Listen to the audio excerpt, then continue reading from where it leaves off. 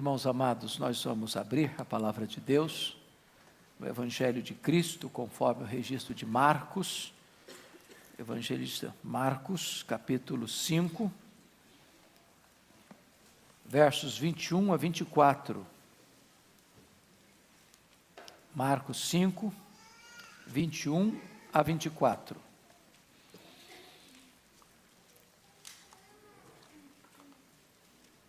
Está escrito: tendo Jesus voltado no barco para o outro lado, afluiu para ele grande multidão, e ele estava junto do mar.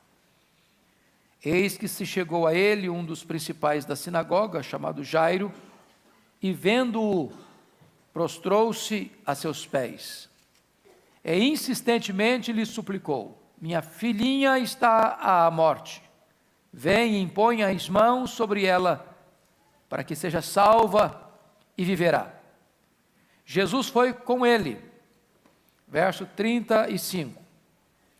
Falava ele ainda, quando chegaram alguns da casa do chefe da sinagoga, a quem disseram: tua filha já morreu, porque ainda incomodas o mestre?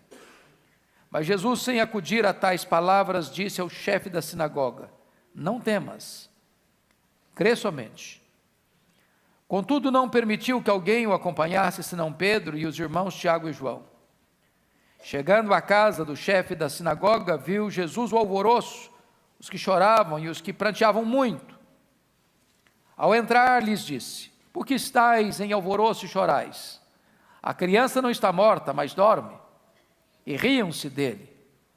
Tendo ele, porém, mandado sair a todos, tomou o pai e a mãe da criança e os que vieram com ele, e entrou onde ela estava. Tomando-a pela mão, disse: Talita cumi, que quer dizer: menina, eu te mando, levanta-te. Imediatamente a menina se levantou e pôs-se a andar, pois tinha 12 anos. E então ficaram todos sobremaneira admirados. Mas Jesus ordenou-lhes expressamente que ninguém o soubesse, e mandou que dessem de comer à menina. Amém.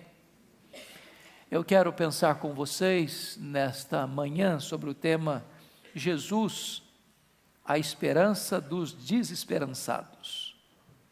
Jesus, a esperança dos desesperançados.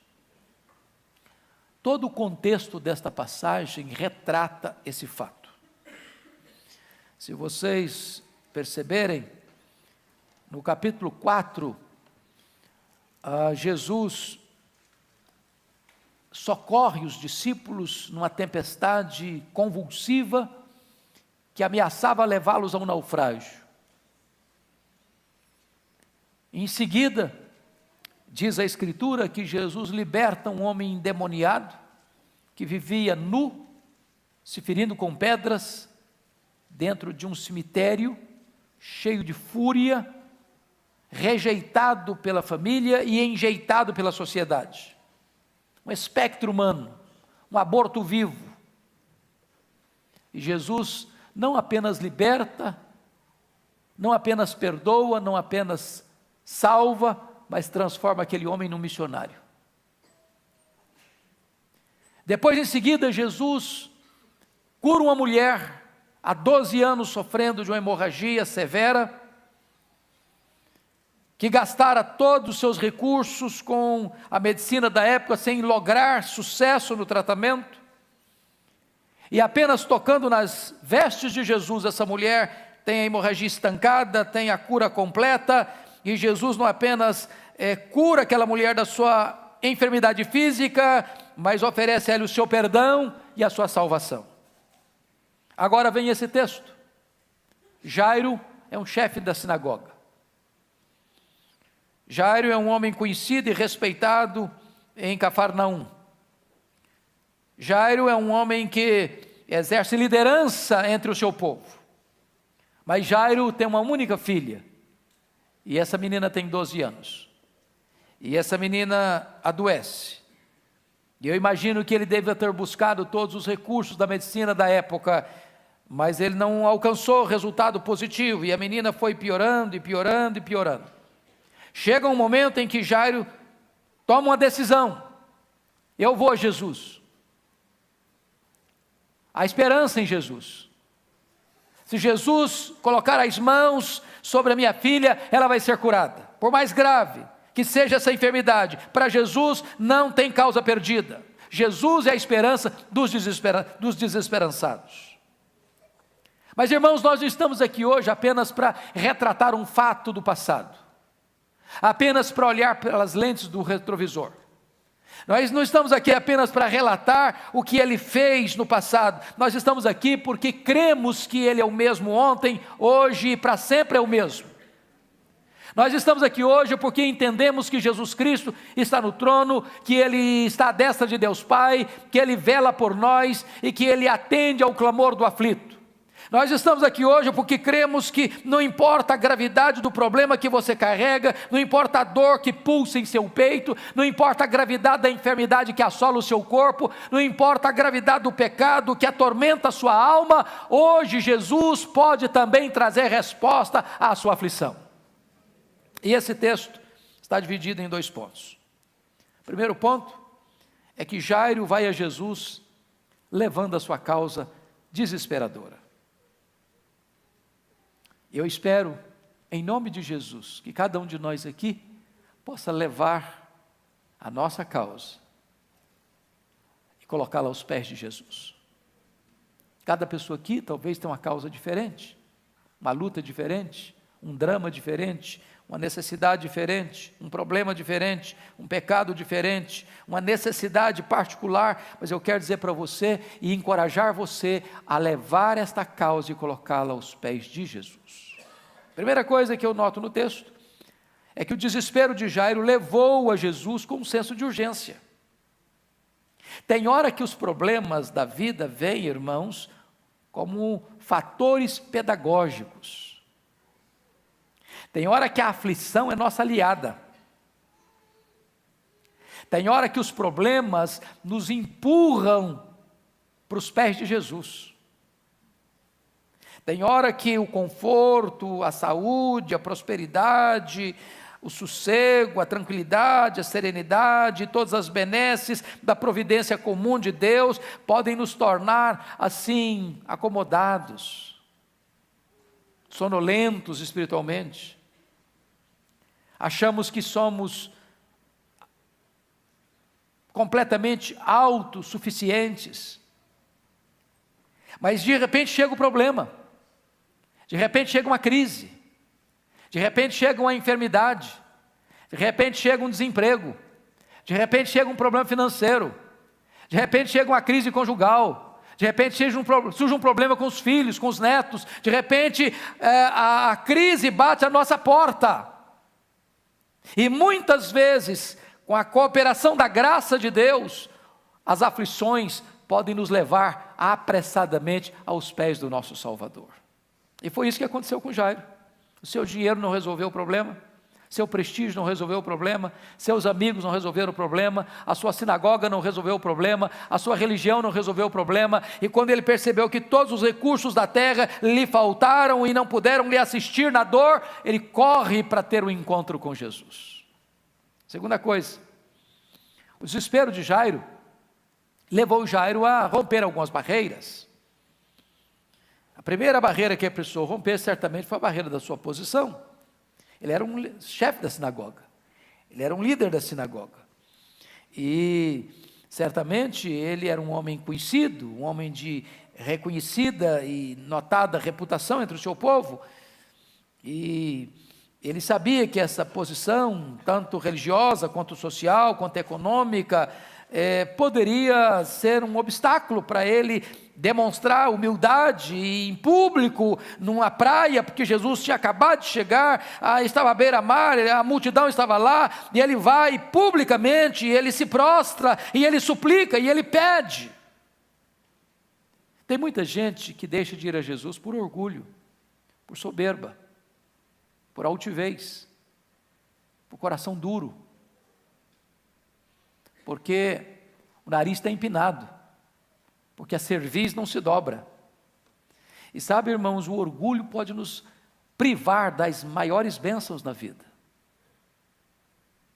Você pode ser o homem mais rico, você pode ser o homem mais culto, Você pode ser um homem mais famoso, você pode ser a pessoa mais conhecida, você pode ser a pessoa que ocupa a função mais elevada na sua cidade. Você precisa se humilhar aos pés do Senhor Jesus, se você quer socorro dele.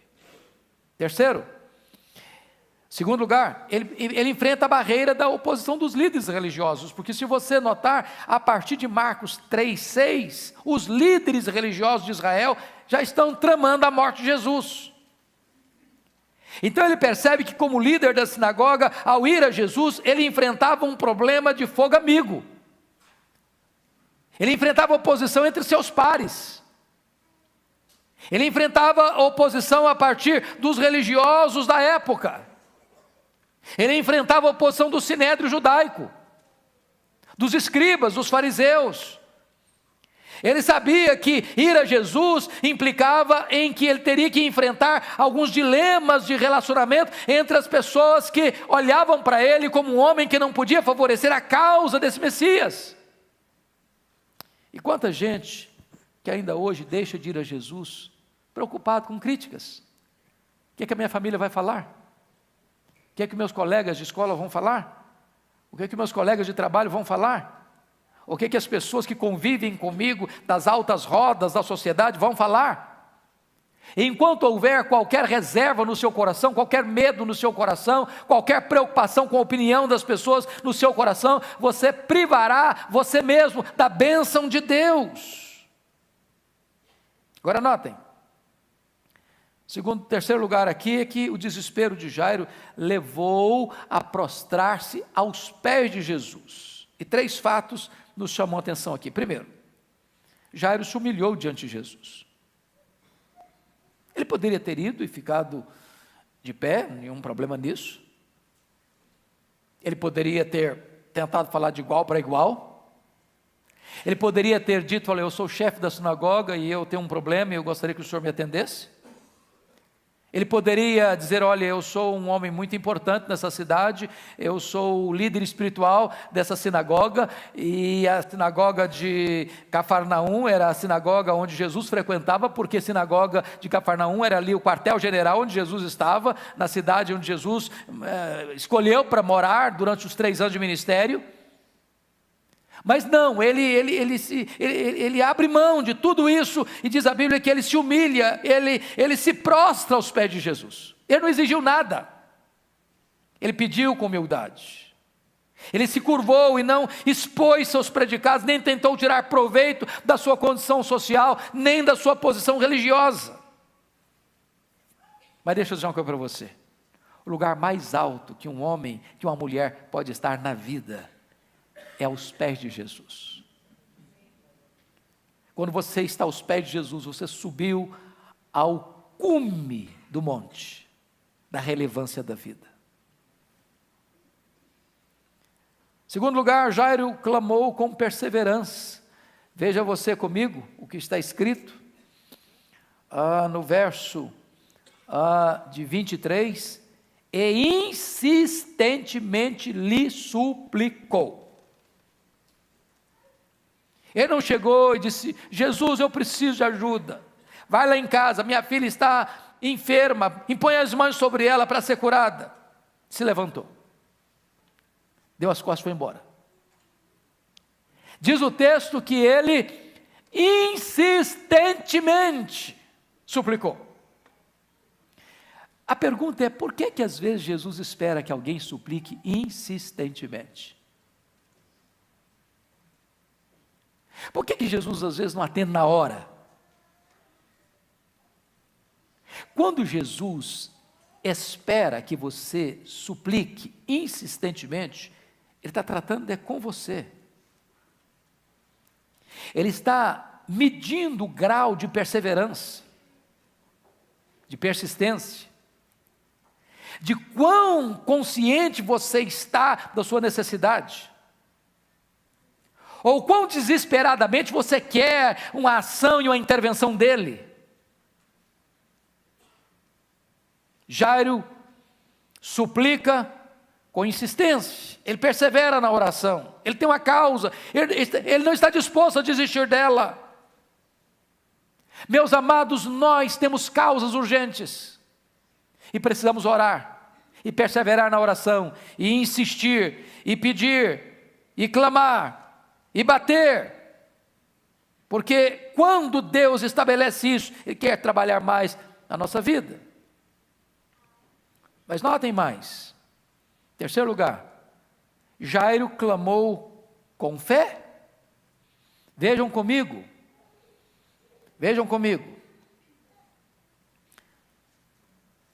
Versículo 23, ele diz assim: minha filha está à morte, vem e impõe as mãos sobre ela, para que seja salva e viverá. Ele não diz: venha, Senhor, e impõe as mãos sobre ela, talvez ela melhore, talvez a situação mude, quem sabe?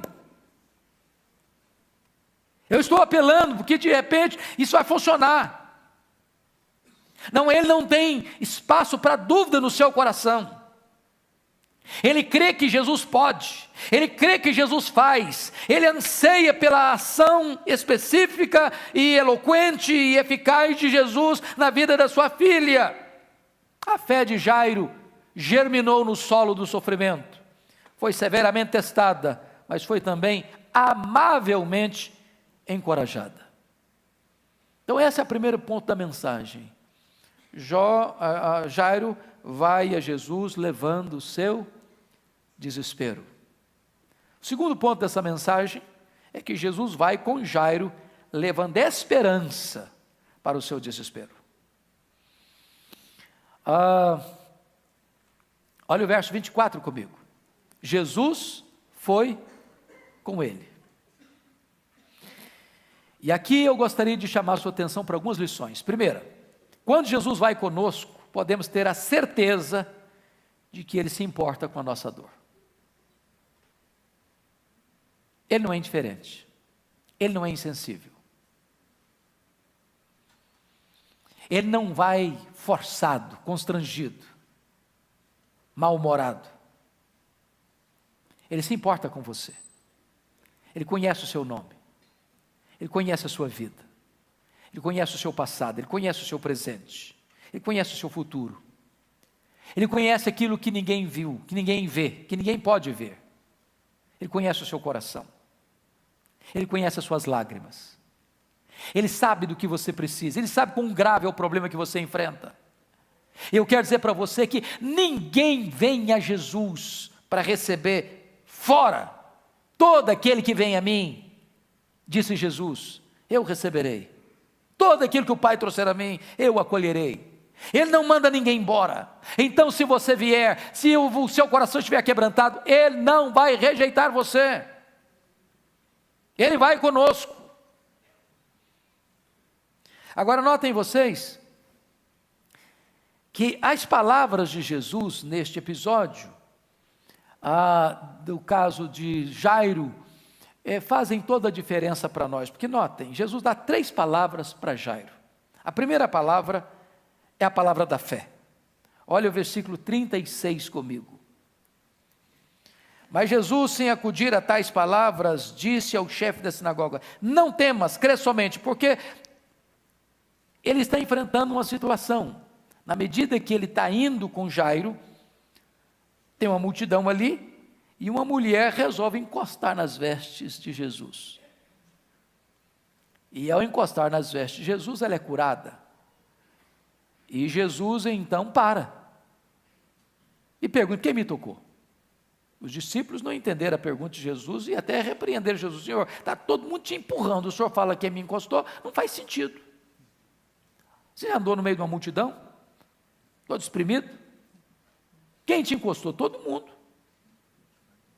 Não, alguém me encostou diferente. Vi que de mim saiu o poder. Eu imagino que na medida que a mulher tinha sua dor aliviada, o Jairo tinha sua dor agravada. Porque cada minuto que ele espera é uma eternidade. Até que nessa conjuntura alguém chega e diz: ô Jairo, não precisa incomodar mais o mestre não. Felizmente, sua filha acabou de morrer. É nesse momento e nessa conjuntura que vem a palavra da fé. Não temas, Jairo, crê somente. Crê somente. Qual a esperança nossa? Enquanto tem vida, tem esperança. Acabou a vida, morreu a esperança. O glorioso desse texto é que nem a morte põe fim à nossa esperança. Ele é a ressurreição e a vida. Ele diz, não temas, crê somente. Eu não sei qual o tamanho do seu problema, não sei quão grave é a situação que você enfrenta. Talvez alguém diga para você, agora não tem mais jeito, agora acabou, agora não tem mais saída, agora não tem mais solução, agora não tem mais para quem apelar. Pois Jesus está dizendo para você hoje, nesta manhã, não temas, crê somente. Os homens já deram um diagnóstico, não tem saída, crê somente. Os homens estão dizendo para você, acabou, crê somente. Os homens já lavraram a sentença para você, crê somente. É uma palavra de fé para o nosso coração. Segunda palavra que Jesus disse é a palavra da esperança. Olha o verso 39. Ao entrar lhes disse, por que estáis em alvoroço e chorais? A criança não está morta, mas dorme. Notem vocês, que Jesus não está dando aqui um diagnóstico físico, Ele está dando um diagnóstico teológico. Porque nós entendemos à luz da Escritura, que aquele que morre no Senhor, ele dorme. Não a alma, o corpo.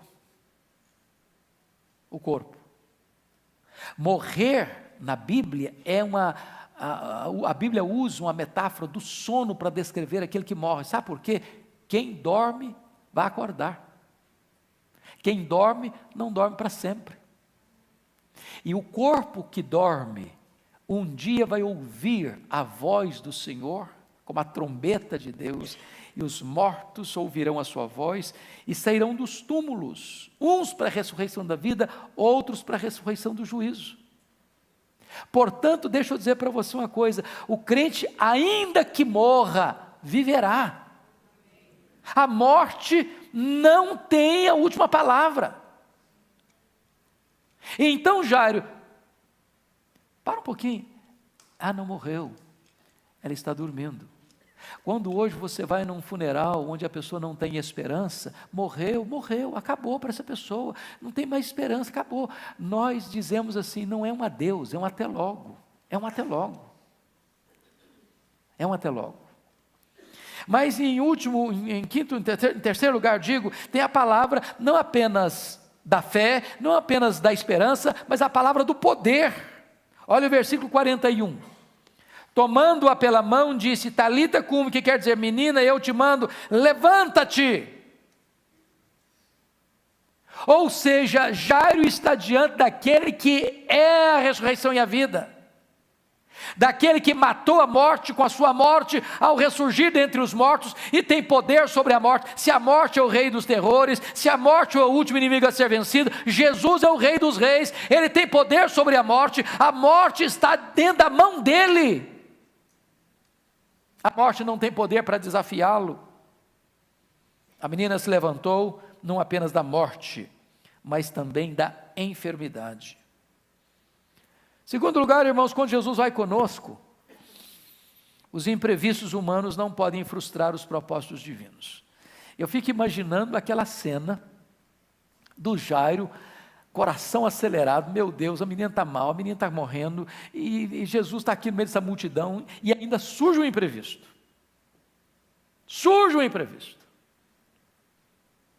Uma outra necessidade aparece, e Jesus atende a outra necessidade da mulher hemorrágica. Ele pergunta para ela, ele conversa com ela, ele resolve o problema dela, ele despede que a mulher é em paz, e o tempo está passando, e 1 minuto é uma eternidade para ele. Era o céu para a mulher e o inferno para Jairo.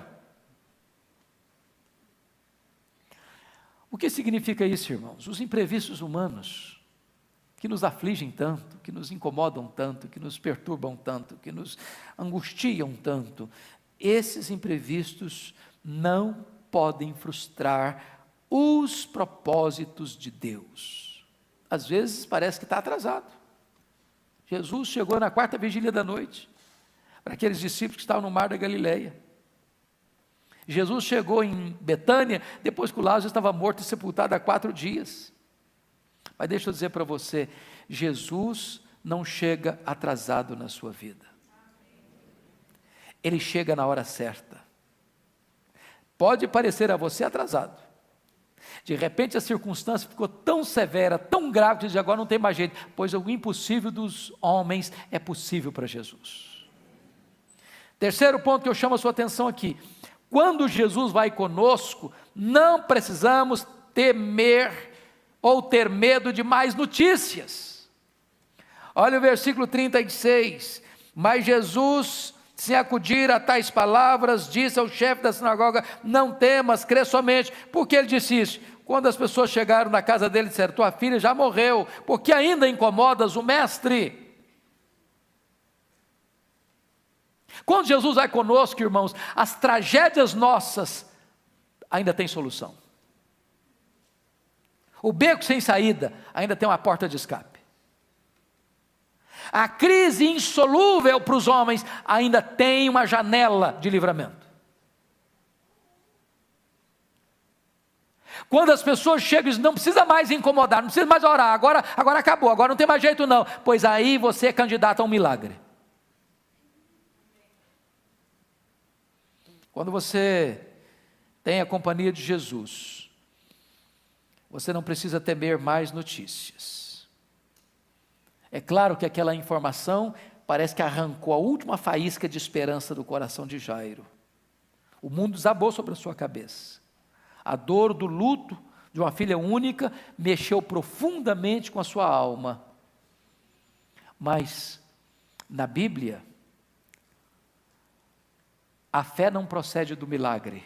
Na Bíblia, o milagre procede da fé. Não temas, crê somente. Crê somente. Deixa eu dizer uma coisa para você, meu amado. Quando os nossos recursos chegam ao fim, os recursos de Jesus estão 100% disponíveis. Quando a nossa fonte seca, os mananciais dele continuam jorrando plenamente. Quando a nossa despensa fica vazia, os celeiros dele continuam cheios plenamente. Quando o nosso poder acaba, o poder dele está pleno e suficiente para atender a você completamente. Você não precisa ter medo de mais notícias, se Jesus vai com você. Quarto lugar, irmãos, quando Jesus vai conosco, não precisamos nos impressionar com os sinais da morte. Olha o verso 39.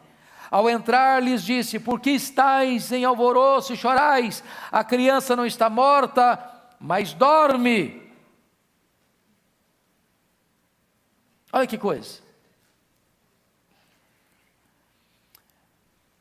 Ainda hoje, como acontecia lá no primeiro século, havia muita tristeza e desespero nos funerais. Talvez até por influência da filosofia grega, que acreditava na imortalidade da alma, mas não acreditava na ressurreição do corpo. E com isso, os crentes de Corinto, os crentes de Tessalônica, que eram regiões gregas, ao fazerem o sepultamento de seus entes queridos, se rendiam ao desespero e à desesperança. E Paulo precisou escrever para eles, dizendo, eu não quero que vocês vivam como aqueles que não têm esperança. Porque embora o luto é doído, embora a despedida arranque lágrimas dos nossos olhos e fira o nosso coração de dor e saudade, a morte não pode vencer o nosso Salvador. Nós não precisamos temer mais a morte, nós não precisamos mais fazer culto à morte. Deus não é Deus de mortos, sim de vivos, porque para Ele todos vivem. Essa esperança do cristianismo é gloriosa, irmãos. Para mim, a eloquência maior do poder do cristianismo é você ir num funeral de um crente. Uma pessoa que não tem esperança não entende como é que você canta num funeral. Não entende. É louco esse povo. Como é que canta? Como é que espera? Não é que você não está sofrendo, não é que seu coração não está machucado, mas você tem uma viva esperança. Uma viva esperança. Você não se perturba diante dos sinais da morte. Quinto lugar, quando Jesus vai conosco, a morte não tem a última palavra. Olha o verso 40.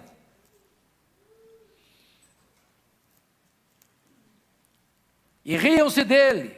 Tendo ele, porém, mandado sair a todos, tomou o pai e a mãe da criança e os que vieram com ele, e entrou onde ela estava. Tomando-a pela mão, disse: Talita cum, que quer dizer: menina, eu te mando, levanta-te. Imediatamente a menina se levantou e pôs-se a andar, pois tinha 12 anos. Então ficaram todos, sobremaneira, admirados. Louvado seja o Senhor. A morte não tem a última palavra. A morte é o rei dos terrores, mas Jesus é o rei dos reis. A morte é o último inimigo a ser vencido, mas ela já foi vencida. Jesus entrou dentro da morte, arrancou o aguilhão da morte e matou a morte com a sua morte, e agora ele é a ressurreição e a vida. Todo aquele que vive nele e crê não morrerá eternamente. Bendito seja Deus. Ele é o Deus da ressurreição. Isso significa uma coisa para nós: para ele não tem causa perdida, para ele não tem problema sem solução, para ele não tem crise insolúvel, para ele não tem drama que não seja resolvido. Mas finalmente, quando Jesus vai conosco, o choro da morte é transformado na alegria da vida. Olha o verso 42. Imediatamente a menina se levantou e pôs-se a andar, pois tinha 12 anos, e então ficaram todos sobremaneira admirados. Eu li um sermão do pastor Ademar de Godoy, conhecido por alguns aqui, que já partiu para o Senhor, e o sermão dele tinha um título muito interessante. O tema do sermão dele nesse texto era: o coral da morte e o solo da ressurreição. Quando o Jairo recebe Jesus na sua casa, Jesus entra naquela casa, havia um coral da morte, de lamento, de choro, de luto, de dor, de desespero. Mas o solo da ressurreição disse: ela não está morta. A morte vai acabar de ser vencida agora. Talita cume, menina, eu te mando, levanta-te. Porque até os mortos escutam a sua voz. E a menina escutou a sua voz e se levantou. E o solo da ressurreição prevaleceu sobre o coral do luto, do choro e da dor. Jesus restaurou tanto a vida como a saúde. Nenhum resquício de mal, nenhum vestígio de preocupação. O milagre foi completo, a vitória foi retumbante e a alegria foi indizível. Eu concluo aqui dizendo para você o seguinte: Jesus é a esperança dos desesperançados. Na conjuntura desse texto, ele revela poder sobre as forças da natureza, quando ele acalmou o mar e aquietou o vento. Ele revela poder sobre os demônios, quando ele liberta o gadareno. Ele revelou o poder sobre a enfermidade, quando curou aquela mulher hemorrágica. E aqui ele demonstra poder sobre a morte, quando ele ressuscita a filha de Jairo. Ele tem todo o poder. Nada pode desafiar o seu poder. Portanto, seja qual for a causa que você traz, que aflige e atormenta a sua alma, coloque esta causa aos pés de Jesus nesta manhã. E você vai sair daqui livre, perdoado, restaurado, pela graça e pelo poder de Jesus. Ele é a esperança dos desesperançados. Curva sua fronte, por favor. Vamos falar com Deus.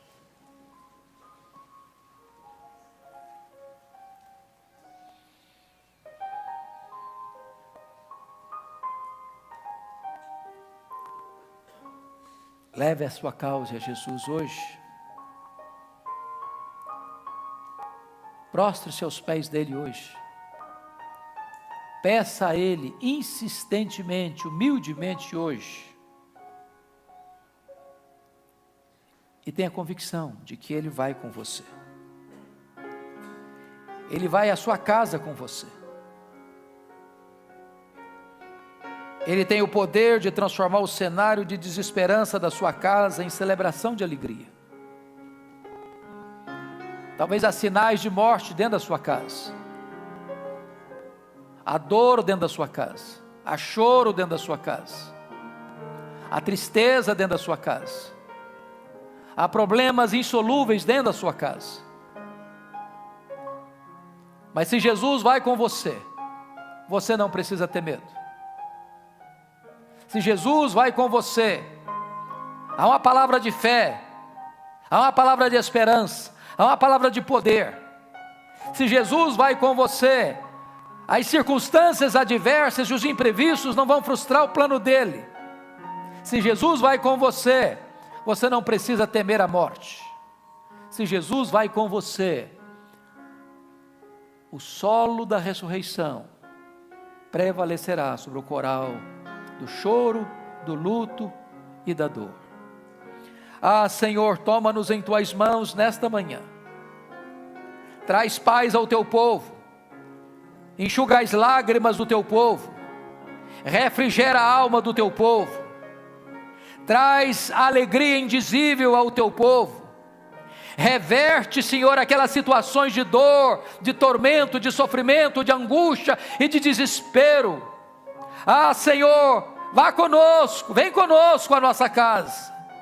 Visita a nossa casa, restaura a nossa casa, traz alegria para a nossa casa, traz vida para a nossa casa, traz restauração para a nossa casa. Nós te pedimos, Senhor, caminha conosco, enxuga as nossas lágrimas, alivia a dor do nosso coração, perdoa os nossos pecados, restaura a nossa vida, Senhor, para que vivamos para o louvor da tua glória, em nome de Jesus e para a glória de Jesus. Amém.